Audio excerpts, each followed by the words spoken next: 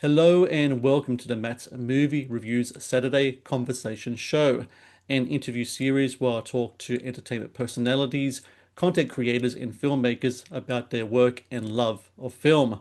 Today's guest is Andrew Huff, an award-winning writer and filmmaker whose mission to create entertainment that promotes traditional Christian values has resulted in a suspense-driven book series and a prolific filmography that now includes Doc Connor, Webtective, the feature film continuation of the popular streaming series that will release in US theaters on September 19, 2025, and people can go to dotconner.com, that's DOTCONNER.com, to find out which theaters it's playing at, get tickets, and I really recommend people do go to the theaters to watch this movie. It's really important that films like this are seen in theaters so we get more films like this in theaters. It's a big kind of like thing that I think a lot of people should get behind, and a big mission statement regarding Andrew and his Huff Media productions as well. And Andrew Huff, I just want to say thank you very much for joining me today. Thanks for having me on, Matt. I'm really excited about the conversation. This is really interesting to me. So, Doc Connor Web Detective, first off, this started off as a streaming series, right? Back in 20, well, I'm going to say 2022 with Ignite TV, is that Yeah. correct? Well, yeah, it was developed for a streaming platform that launched and then subsequently was closed a few months later. This was around the time that a lot of streaming platforms were sort of trying to find their way in the post-COVID era, right? Mm. Everybody got really excited about streaming, and so the series was sort of halfway in development at that point for that platform, and it was really we really were excited to try to keep it going, our company, and I created it and had done everything on sort of the original development.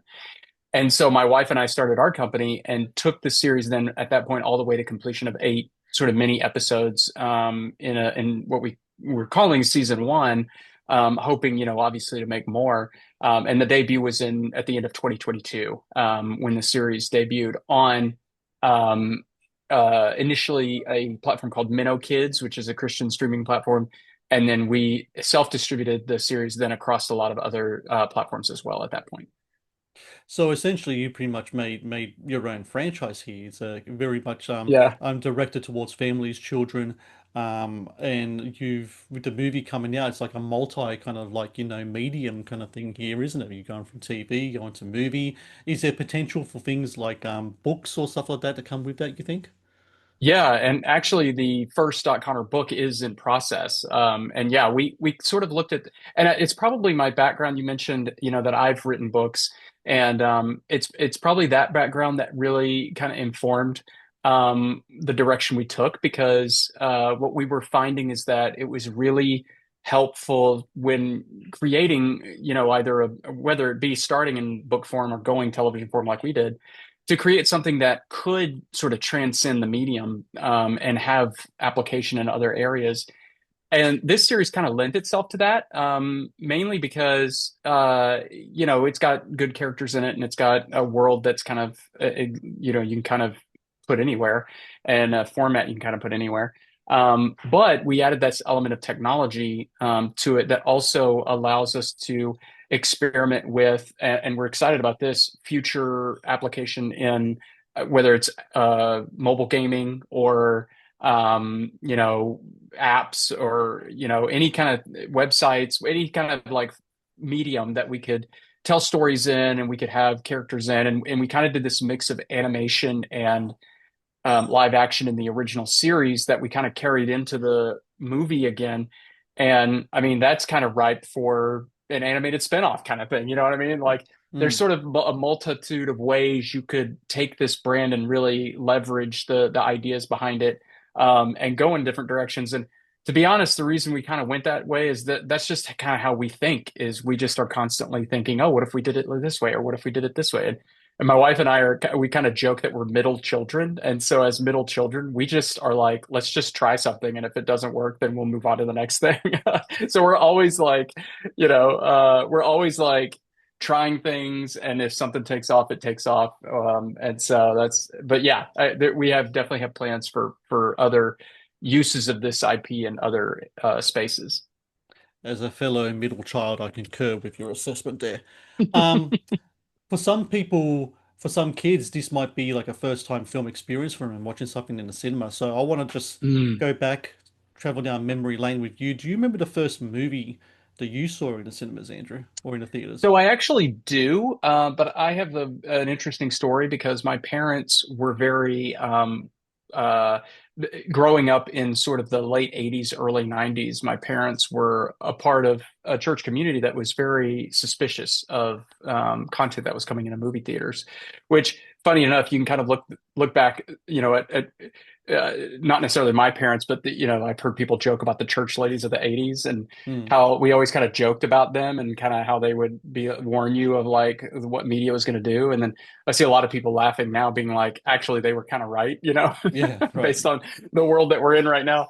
And so, so we didn't go to movie theaters when I was growing up. Now, um, what was kind of intriguing, or what was kind of interesting for my family, is we still love movies though, and so we would watch movies on television all the time, and we'd watch movies that or were maybe not necessarily for my age range, but because it was cable television, it was kind of you could watch it and a lot of the stuff would be cut out. And so, kind of a natural way to censor things in movies by doing it that way. And then there was the sort of obvious ones that we would be allowed to rent from Blockbuster Video, and that were more family movies, and you could watch like the uncensored version and stuff. So we were just constantly watching movies. And I grew up as well on like older content. So we would watch movies from the 40s and 50s and 60s and TV shows from that era. And I think that's informed a lot of my filmmaking today is growing up on a healthy diet of those. I give it just to give you an example. What some of my favorite movies watching as a child were the Marx Brothers movies, which when Hmm. at that point were like 60 years old when I'm watching them. But as I got into my teen years, we did then start. It was sort of like we could make choices on our own. And my brothers and I did start going to movies. And the first movie I saw in a theatrical experience was actually A Bug's Life. Hmm. I think that was it. Yeah, I think it was A Bug's Life. And then at that point, it was like going to the movies all the time, and almost, I mean, going almost every weekend. And it's weird to think about that because it's not something that we do right now as a Yeah. family, even though we want to. And so much of that is related to the fact that I just am so sort of suspicious, of what my kids are going to be exposed to in movies nowadays. And so we go sometimes as a family, when it's a movie that we can trust. And so we still very much enjoyed that experience. But yeah, man, growing up, you may agree with me on this. I feel like we're probably in the same, grew up in the same era. But man, it's like entertainment was peaking when I was a teenager in the mid 90s to early 2000s.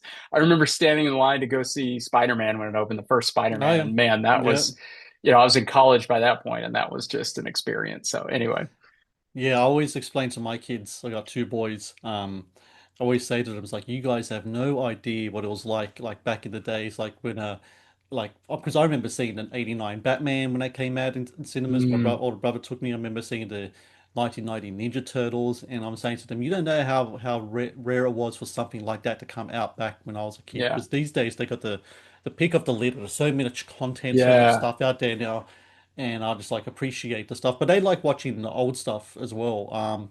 hmm, Yes, and I think it's real. That's really kind of important to watch. Even stuff like you mentioned, Marx Brothers. We watch Abbott Costello sometimes. They find that oh yeah. hilarious.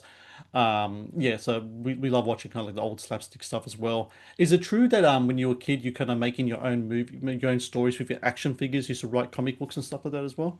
Yeah, yeah. So I did do that. My brothers and my dad, the job that he had, he worked in business accounting and for hospitals, and they would they updated their accounting systems constantly because they wanted to keep my dad in his job was like, let's keep up with technology. And so from a very early age, we had personal computers coming into our house Hmm. and basically for us to tinker with. And we were highly encouraged to tinker with computers and try to figure out how to make them work and all this kind of stuff. And so then one day my dad, got his hands on a mini DV camcorder, and it was kind of out. We were kind of, off to the races at that point of, okay, we've got this way to film stuff. So, and then, let's figure out how to put it on the computer, and let's figure out how to edit it, and let's figure out how to make Mm, our own special effects and all this kind of stuff. I mean, it was just the curiosity of it is like, hey, can we pull this off kind of thing? But I was at that point too, I was very involved, heavily, or very, very, into comic strip art, comics, uh, drawing, learning all of that stuff. And by the time I was about ready to graduate from high school, what I really thought I was going to go do at that point was go to a university and learn computer animation yeah, because I had my eyes set on Pixar, yeah, and to go do movie making, but do it from a computer animation side, is really what I thought I was going to do because I was just so invested in it, and just tinkering and experimenting and playing around with 3ds Max and all the different software, and combining that with filmed content. I mean, we would make short videos all the time where I would try to just add special effects, and all this kind of stuff. So yeah, it started that. I mean, the trajectory has been that way. God kind of took me in a different direction than I thought I was going to go to get here, but it was kind of always destined to be here. yeah. So from what I read, like as you mentioned before, you're thinking computer animation, but then you decided to go kind of like to learn about ministry and stuff like that, right? That was kind of like the Hmm. where you did go to. But in doing that, did you always kept in mind that, and this is something that I've come to realize over the years as well, is that we are blessed with, people who are creatives, whether it be filmmakers, writers, what have you, animators, anything in that category. We are blessed to be able to have these skills and talents, and I believe that a lot of this stuff is purpose driven, that we are able to use our Hmm. talents to, you know, present the word to people out there Hmm. in the best Hmm. way that we can. Is that something that you kind of realize with yourself that, if this is the way God wants me to go, I know I have this passion for this way to express myself creatively, and I'll do Hmm. so through Him and for Him, moving forward. Yeah. I mean, when I was younger as well, kind of wrestling with going to school to study computer animation, I was also, my perspective on my faith was I have to follow what God wants me to do, because if I'm committed to that, if I'm committed to Him, and honestly, I was pretty young in my faith at that time, and because I think I have a better appreciation now, or a stronger even sense now of, uh, if I don't do what He's leading me to do, it's probably not going to work out, because I'm going to be doing something that's self-serving. And so, but I had that perspective then as well. And so he led me away from filmmaking, but that he actually unlocked this way for me to exercise those gifts in a way I didn't think about before. And so one of those was writing books. That was kind of a side hustle for myself, while I was um, going through seminary and going into, as a way to scratch a creative itch. Because I thought, it's so funny, because at the time I thought, man, it'd be really hard to try to get my own movie made, but I have a word processor, so I can write a Mm. book. And then I discovered, by the end of the process of like trying to publish a book traditionally, I did arrive eventually at a point where I was like, I'm pretty sure it would have been easier for me to make my own movie than get a book traditionally published. It's very hard.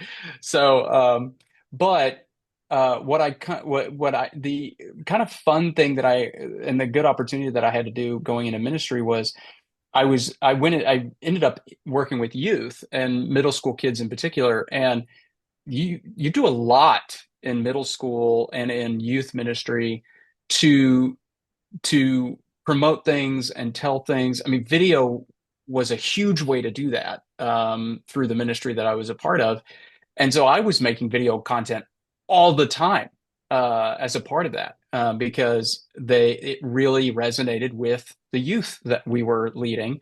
And so I had those skill sets, and we just kept doing it, up to the degree that a church that I was a part of for a long time even had me shift over out of youth into creative arts, Mm. and doing it that way. And then, but at a point, I just kept, I felt the Lord calling me out of working inside the church, mainly because, I did have this heart set on, hey, I think telling longer form stories, fictional stories is where I want to be and what I want to be doing. And I know that there are some churches that do that. There's a handful of churches that have become known for like, oh, we go make feature-length movies.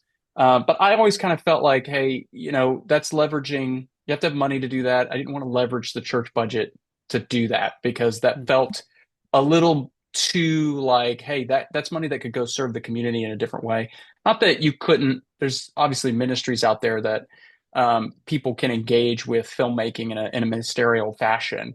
I just didn't feel that call where I was, and so then my wife and I agreed that I was going to sort of shift out of that and go pursue, filmmaking at that point. But what I'll say is, I see now in retrospect why that was the case. Because if I had gone and done, um, gone into computer animation and went and worked at Pixar, I don't think I would have been as good of a storyteller as I'm now because, uh, and I think I would have been hard to work with because I was pretty arrogant, pretty opinionated, pretty, probably would have been hard on people. And what filmmaking is, and what filmmaking is and what storytelling is about people. I mean, we're telling Mm. stories about people, and then you're working with people to tell those stories about people. And so I think you have to have a heart for people and you have to understand people and you have to some degree, even in the process of making the film, recognize that that process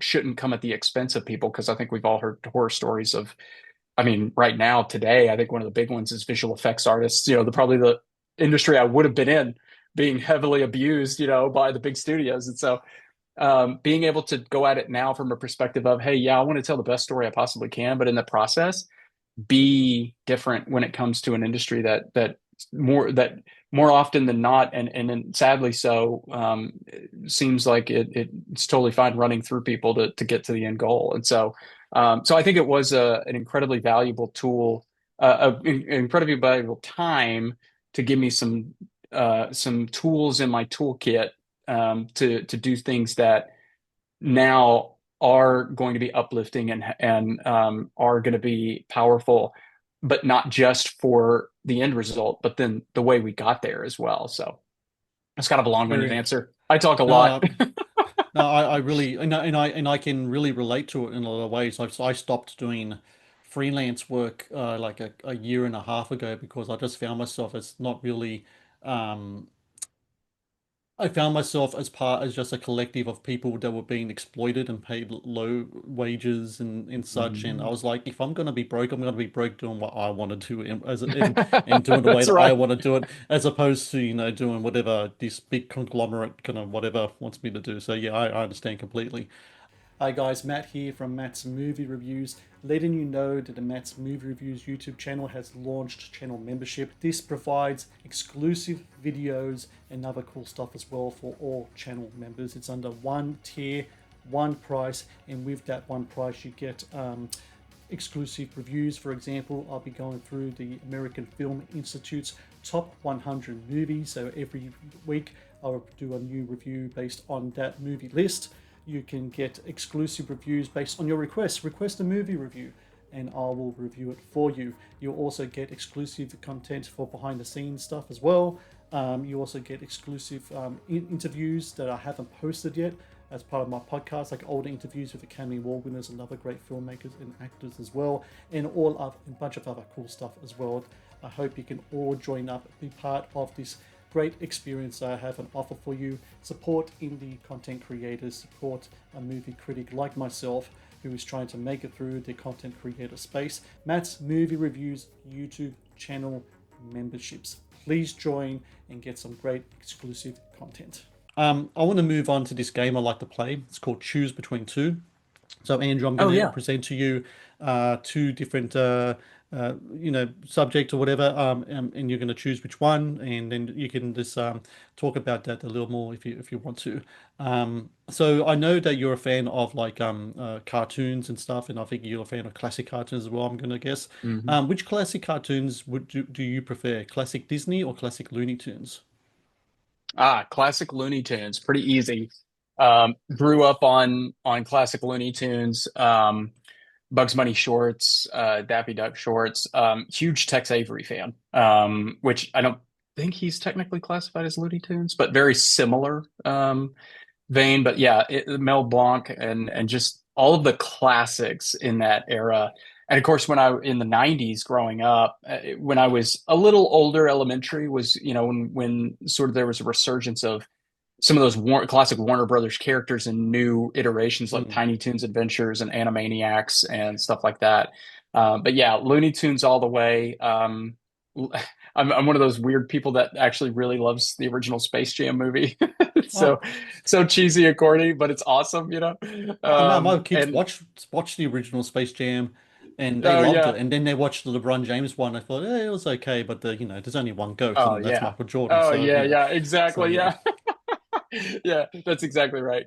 So yeah, but just to the degree I was such a big Looney Tunes fan that I would even I would draw Bugs Bunny art and then enter that Bugs Bunny art in like local. I'd draw like Bugs Bunny experiencing different. Our local newspaper, you would publish a sketch about like in the weather section, like of whatever a kid would draw of like whatever the weather was, and so I would draw Bugs Bunny inside of different weather. If it was like fall weather, winter weather, and stuff like that, and they would, I mean, immediately publish it because it was pretty good. But I will say with it being pretty good is I'm really good um at like hand drawing uh like what I see. And so, copying if I and I got pretty good at being able to draw hand free like freehand Bugs Bunny himself just because I drew him so often. But it's not like I could sit down today and like draw Bugs Bunny. It'd probably be okay, but it's not gonna look very good. Next one, the battle of the action espionage heroes, Ethan Hunt or Jason Bourne. Ooh, oh, that's a good one. Here's what I would say. I would say cinematically, I think Ethan Hunt's got the edge. Because I don't think there's a single Mission Impossible movie that I don't. Well, I maybe Mission Impossible 2. Two, yeah, yeah. You know, even then, there's still some parts I go back and I'm like, that's pretty good. Mm. Uh, but literary Jason Bourne is awesome. The original Bourne Identity book is probably one of the best books, one of the best thriller books I've ever read. That original Robert Ludlum book was just awesome. So, in the literary world, I mean, of course, Ethan Hunt's not a literary character, I don't think, but Jason Bourne in the books was really, really great, and I really enjoy those movies. But I got to give Ethan Hunt the edge. You're watching a movie, what do you prefer, CGI effects or practical effects? I'm an old school guy. I prefer practical. What I would say is to me, and maybe this isn't as obvious to everybody. It's probably for guys like us who we're really into this kind of thing. Um, CGI can be awesome when it's seamless. And I especially love the combination of practical and CGI that you see sometimes today, where, the say what you want to about the Disney Star Wars movies. I'm certainly not a fan, but what they were doing with some of those practical alien suits with the CGI on top was really, creating some movement that you couldn't get from a practical suit. I think that's it right there. I mean, I think that combination of those tools is so awesome. But the practicality of stuff, I mean, I know everybody says this and it's sort of a meme now, but it's this almost this weird thing that's happened where early CGI was from the Jurassic Park, probably upwards to some of the later Pirates of the Caribbean movies was just phenomenal and great, but it's fallen off so much that nowadays it's like, man, give me the miniatures from Yeah. from like the old '80s, '70s and '80s movies. Those looked awesome in comparison to some of the stuff that's happening today. And but I'm practical all day long. I love practical effects and just yeah, some of the stuff here. And here's what it is. And I'll just get on a soapbox here real quick. Computers kind of make a filmmaker lazy because you can be like, oh, hey, you can just do whatever you want, right? Like we'll just shoot the plate or shoot the actor or whatever. We can do whatever we want in the computer. And and that it is incredibly helpful to have computers. I mean, obviously, I'm a guy that it does that a lot and grew up on that. But man, the appreciation I have when you watch some of the behind the scenes stuff on some of these older movies where they pulled off just unbelievable effects practically, um, whether it be camera moves or miniature work or some of that stuff, where you're just like, because that was like hands on, like somebody it wasn't like they just, had the clip in the computer and they just did it like by clicking the mouse. It's like they had to like plan that and like pull that off. And so that's what I have such an appreciation for now with when it comes to practical effects from especially the bygone eras, just the genius behind those guys and how they just figured it out, and made it look good. It's stuff that holds up today. I mean, that's kudos to those guys. I'm a huge fan of early ILM guys, huge fan of Ray Harryhausen, like all the guys that sort of pioneered special effects back in the day. You're watching a movie at home, do you rather physical media or streaming? Okay, so I was a physical media guy, went to a streaming guy, and now I'm back on physical media. Mm, Probably for the reasons that a lot of people could guess. But I really started over the last couple of years getting on this kick of, hey, there's some films that I want to make sure that I have because, yeah, and I think this has slowed down some, but I really don't think it's going anywhere. And it's essentially this march of like trying to rid the world of things that are deemed politically incorrect. I mean, I started to be like, man, I mean, what's going to be next in terms of the movies that you may not have access to. But then, I mean, even beyond that now, whether or not those movies are completely eradicated, there's also I think we're nearing the advent of classic movies being altered, like yeah, in big ways that then the movie that you end up streaming actually isn't the original, yeah. as it was. So that's going to start happening, I think, pretty soon. Well, So, already had. I mean, I know Disney made edits to Splash, the Ron Howard movie, in regards to adding oh cool things with yeah, that. And I know uh did they also their 20 whatever they call it now, 20th Century Media altered language in The French Connection, the streaming version okay, of I it. didn't know that either. Yeah, so the character that Gene Hackman played, Popeye Doyle, he's a very kind of foul, kind of racist character, and he would use language, and they edited the language. Like, so now when you watch it, the language is edited using AI tools or whatever. Yeah, And I'm yeah, like, well, thank God I got the double disc DVD that I yeah, bought back right. in 2000 something, you know. Yeah, Yeah, it's yeah, I can it's something that I can foresee, even though there are certain rules placed now because of the writers and actor strike in regards to AI stuff. I still think that stuff's going to go ahead, and I can yeah, see it happening big time. Yeah. yeah. Um, I think last that the one. Oh, go Pandora's ahead. box already got opened. I'm just Oh saying yeah, Pandora's box yeah, already got opened. So, yeah, absolutely. Last one. You're at the cinema. What do you? What's your snack? Is it popcorn or candy? oh yeah, it's popcorn all the way. I'm now. I probably would have done some candy when I was younger, but nowadays I just don't have much of a sweet tooth Mm, when it comes to desserts and treats and stuff like that. So very much into salty snacks, and so yeah, popcorn. If there's some theaters I that I don't remember now where we live in the Nashville area that there's a theater that does this, but I love it when they have specialty popcorn. So mm. like there's the classic movie theater popcorn, but there were we lived in some areas that had some theaters that had specialty popcorn like kettle corn, which is pretty great to have while you're watching a movie. So, which I guess is a little bit sweet as well, but I like that combination.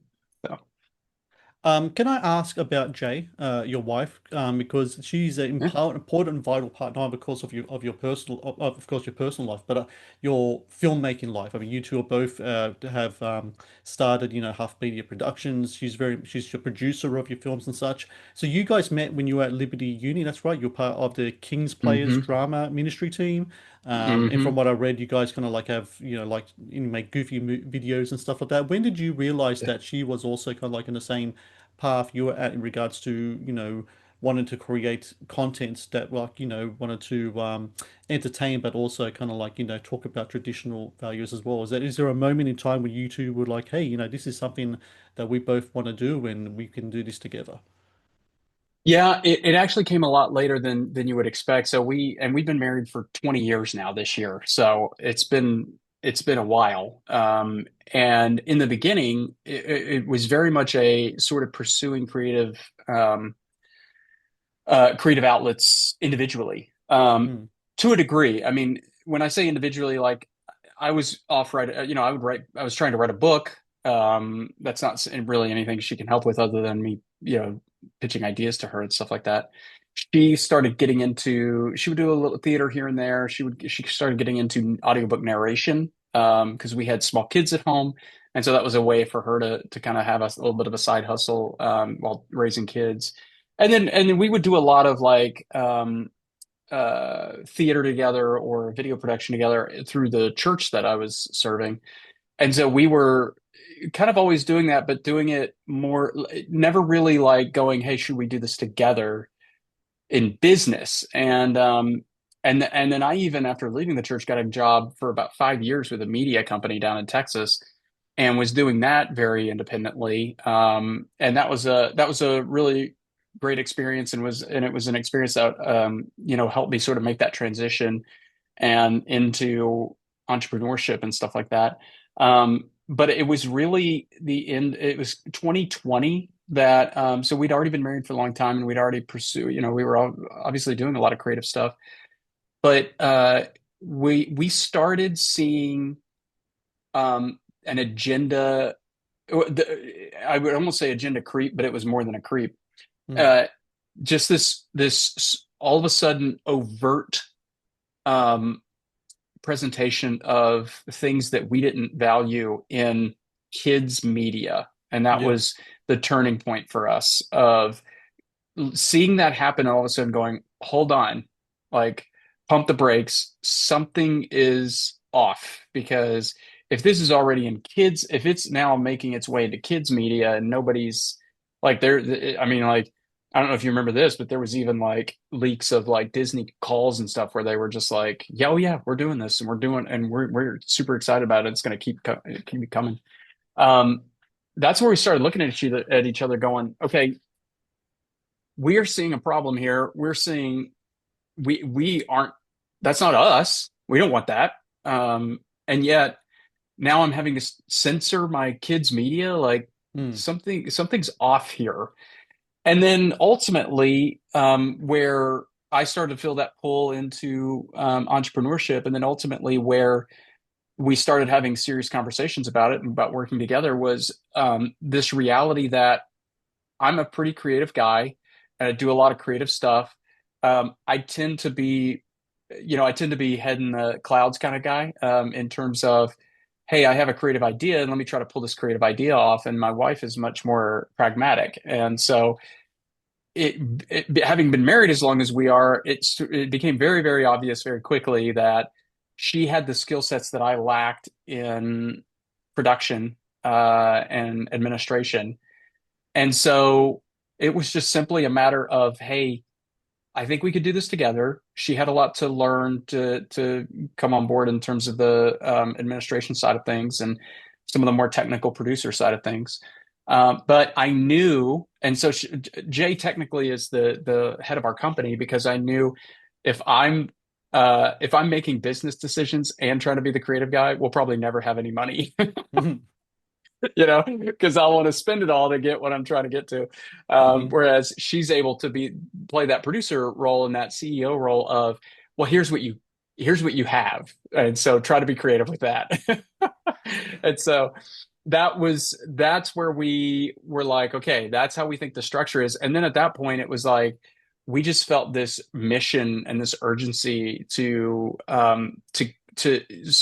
try to engage in media to push back against this wave of content that we saw coming, and sort of the wheels off kind of thing that I think we all kind of recognize has happened with entertainment, and say, hey, we want to be a part, sort of tip of the spear of trying to create a new thing and trying to get better entertainment out there for families that are like us.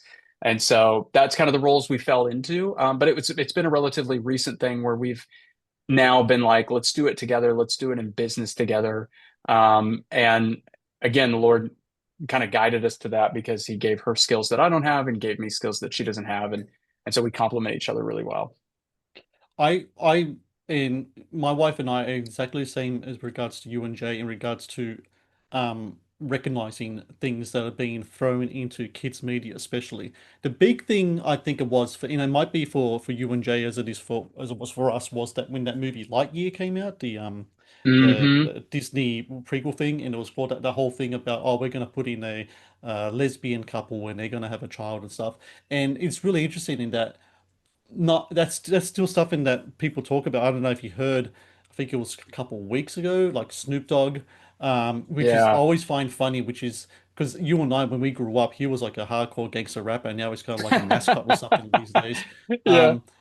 Um, he was talking about taking his uh, nephew His or grandson. grandson or something to thing, Yeah. and then all of a sudden that happened. He's like, I don't want to be here explaining this stuff. This is, ridiculous. And then he got blowback and he had to, apologize. I don't know why Snoop Dogg apologized for. He's Snoop Dogg. He doesn't have to apologize for anything. Yeah, right.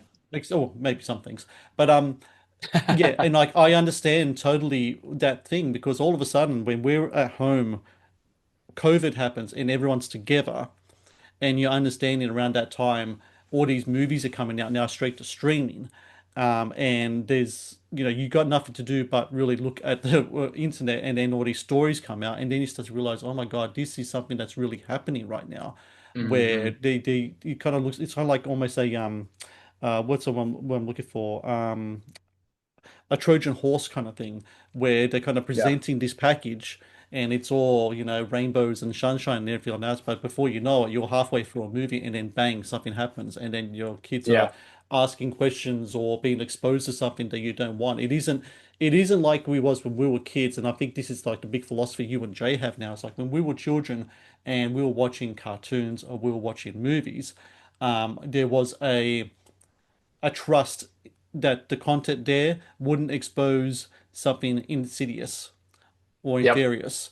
And I think nowadays you just don't know. And I think Yeah. that's what's Yeah. important. What you guys are doing with Huff Media Productions is about, like as you say, exciting stories and eternal truths. But it's also a trust factor there as well. When Hmm. people are watching .com or Webtective, they're not going to have, some type of, I don't know, spiel from someone wearing a pride badge or something like that for the movie. It's not going to happen, you Right. know. It's not that's we you're in the short hands pretty much, and I think that's something that parents are kind of looking for these days, because assured hands in kids entertainment these days, it's really, really, really hard to find. And I think kudos to you Yeah. and Jay for trying to present something and make something that can make it easier for us Yeah. to make sure that if our kids are going to watch a half media productions production, we know that Andrew and Jay have got us. So thank you for that. Yeah, you're welcome. I think speaking of that, I think all of us kind of question, hey, why do these Disney remakes make so much money? Because it seems Mm, like, you're almost like treading on somebody's grave, when they're like doing these live action remakes. But I think what it is that trust factor of, okay, if it's a straight remake of that original movie, I know that original movie was safe. And mm, so I finally have a movie I can take my kids to. Is it what I actually want? No. mm, But if it's something new, I don't trust it coming from Disney. And I think too, it matters, Jay, and I talk about this all the time, where if a family movie comes out, especially from somebody like Disney, we kind of wait and hear what everybody else says first. mm. And so then I think that's why a movie like Snow White might tank, is like we waited and we heard, well, here's what they changed, and it's like, okay, well, I'm not interested in that. I'll just go watch the original. And so I think that's, or like the How to Train Your Dragon live action remake, maybe not as successful as they thought it was going to be, but successful enough. And but it's because there was trust kind of built there, and yet newer stuff comes out, and if I see it, a studio that's got its name attached to that new original IP. I just expect it to go a certain way, and so Yeah. I immediately am like, no, just I'm not going to make that choice. So, and that's what I feel like is that's unfortunate. Jay and I feel like that's unfortunate, and that saddens us because we like watching movies with our family, and we Yeah. don't want to feel that, right? And we want quality entertainment choices, and so. And I'll just be honest with you too, real quick, just in terms of what we're trying to do and sort of what you had to say about um, finding entertainment for your family. The other thing that we kind of felt and decided we wanted to do something different was if movies were coming out from what you might consider to be a Christian perspective or from Christian filmmakers, I mean, they weren't movies that would be exciting for our children. And Hmm. so that's where we were like, well, we'd love a movie that like, it's okay it's that if it's overtly Christian, but we want something that like looks fun and could be sort of echoing back to those older movies that we grew up on that our kids would be entertained in. Because more often than not, it's mostly dramas, and especially with a lot of Christian film, it's dramas related around tough subject of life that Hmm. then I'm really not going to take my kids to go see that.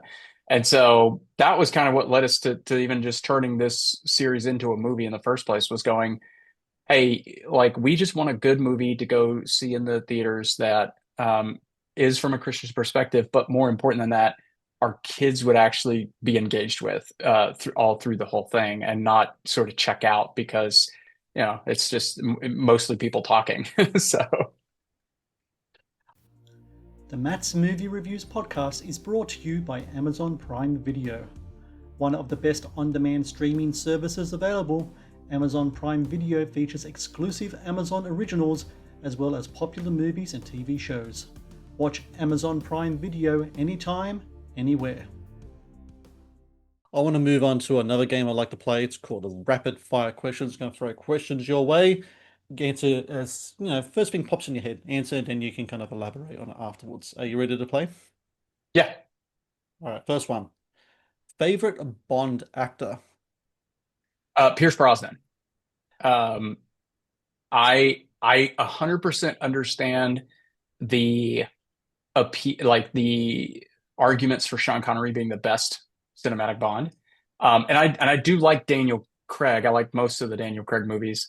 Um, I think, and honestly, a sleeper actor for me is Timothy Dalton, who Yeah. I think did phenomenal work.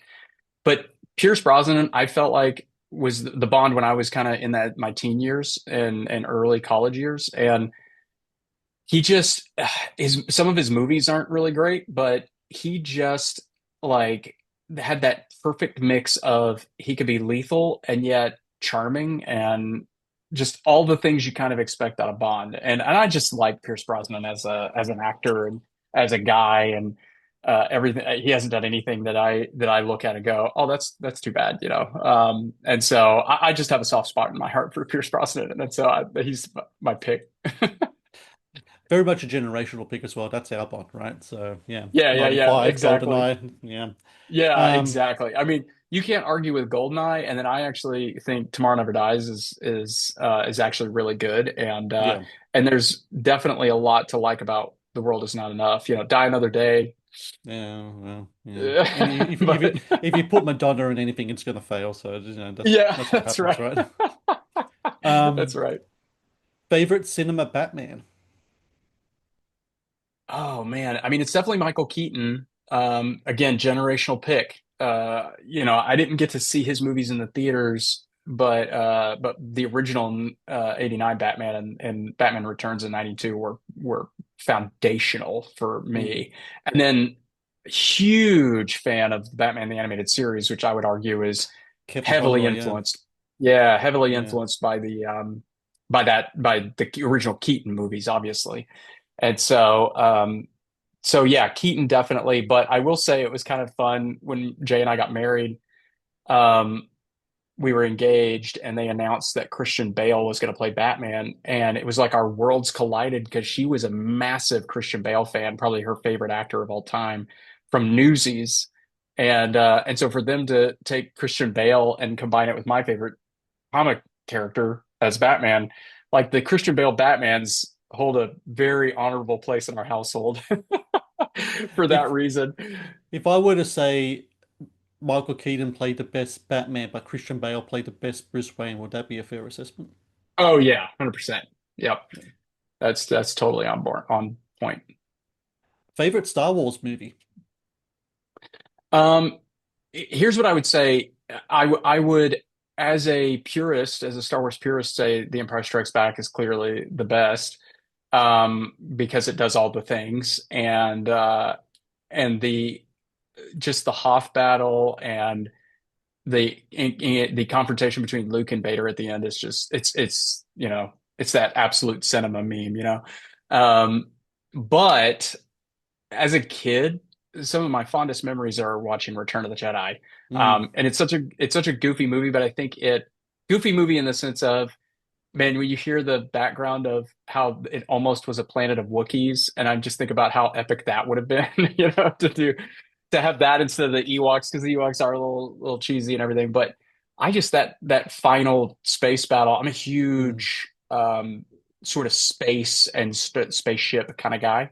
I love, but not like, I'm not a Star Trek guy because it's almost like a naval ship kind of mm, thing. I like the little dog fights and stuff in Star Wars, a jet fight, anything that has to do with like a jet fighter type feel. And so, the X-Wings are I love those. And that final space battle, I mean, I just remember as a kid, that final space battle over Endor being just like felt so epic in a way that like nothing else did. Um, and so I have a soft place in my heart for Return of the Jedi. Um, you know, I I remember being, I don't know if you remember this, but so I was a huge Star Wars fan. I was the type of Star Wars fan that read the expanded universe and right. could answer deep trivia questions on the original Star Wars trilogy. And Phantom Menace came out when I was 16, and I went and saw that movie so many times in theaters, trying to convince myself it was good.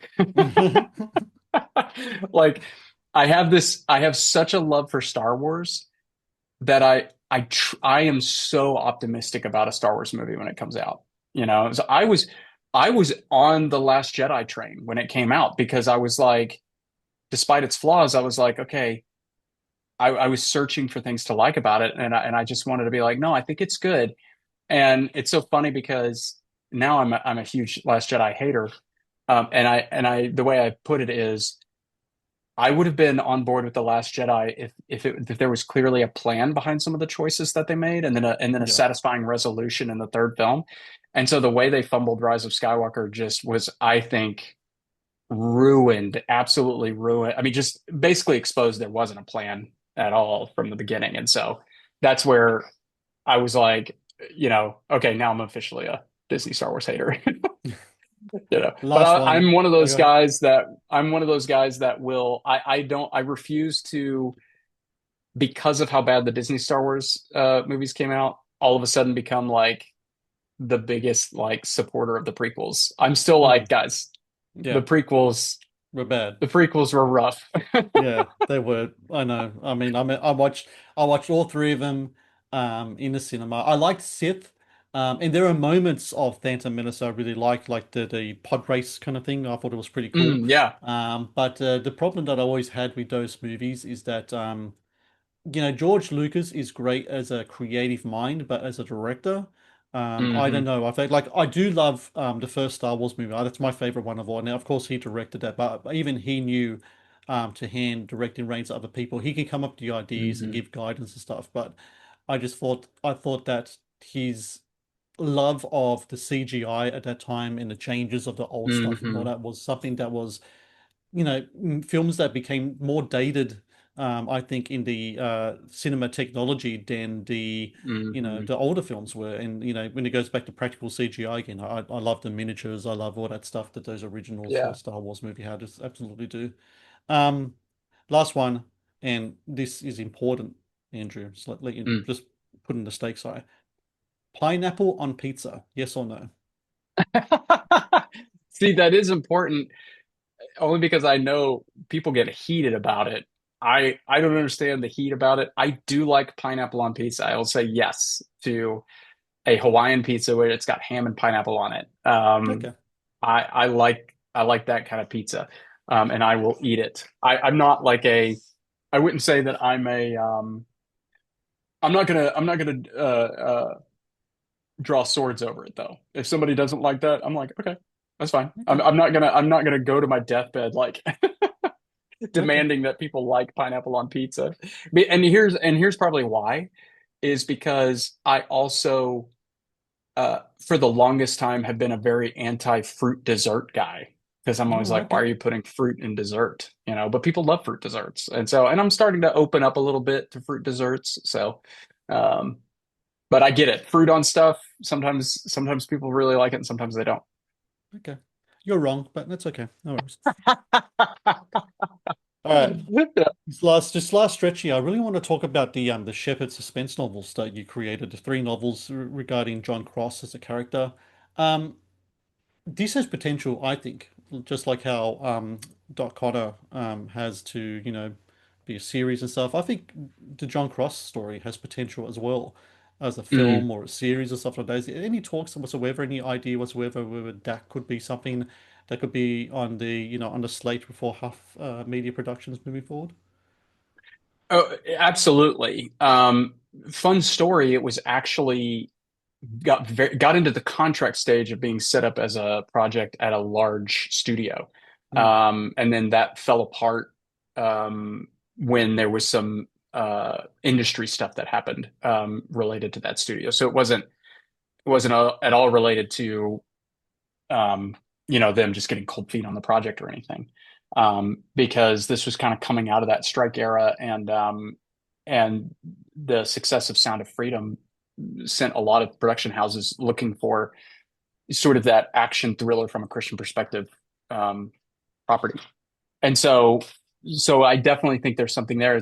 Funny enough, it was in the writing of that book that even prompted me to leave ministry and go pursue filmmaking more directly because as I was trying to get it published traditionally, I had an editor friend of mine that commented on how much the book read so visually to her. And she even was like, "Have you ever considered writing a screenplay?" mm. Because it's so visual. And that was just it was one of those eye-opening moments for me to be like, maybe I'm a better screenwriter. Which I still had the opportunity to end up publishing the books, which is great. But I think what that told me is, okay, that story probably translates pretty well over to the screen. And so for us, given the fact that I didn't hand that property away, it's probably um, I'm thankful for that now because now that we're kind of into this space and hopefully with this, we see some success with our first original movie, we can aim towards an adaptation of the book series into feature film form. And I think that's going to be something that we aspire to, and maybe would be something that we see for ourselves as. And I'm wondering if you're still there. I'm here. I'm here. Some Oh, reason okay, my camera went off. okay. But the perplexities of that story would require a larger budget. So we kind of joke that we'll know we've made it when we can afford to make that movie. We'll be at the peak. And I'm not saying it's like a $200 million superhero movie, but more in the you'd want to do it more in the lane of like or even the Mission Impossible movies. Those movies are notoriously expensive, but there's you could do a pretty good action flick, like a John Wick, for a relatively lower budget than you might expect. So I think it's gonna be in that range, but I think I would definitely love to do that at some point, and I think it's kind of a fun place to kind of think about that because with the Mission Impossible series kind of coming really has come to an end. Although let's be honest, it's not really going to end. I'm sure they'll try to leverage that IP at some point for something. But then you know probably a lot of question mark around the James Bond franchise as well, and what that's going to look like in the future. I think there's space for a new potentially new sort of spy action movie character to come into the scene. So Well, Andrew, I really do hope that the Shepherd suspense series does be made into some type of film or something as well, because it just sounds fascinating. But until then, everyone can go check out Dot Connor Webtective. You can go to connor.com. I'm going to have the link in the show notes and also a link to other Andrew's stuff as well, like his website where you can check out his other works and bibliography and everything as well. So, Andrew, thank you so very much again for your time today. Congratulations to you and Jay and the team and everyone over there at Huff Media Productions. You guys are doing great work over there. So, best of luck with the film's release. And again, thank you for talking to me today. Thank you very much. I appreciate you having me. Thank you for watching the Matt's Movie Reviews channel. Please subscribe for more reviews, podcast interviews, and exclusive content.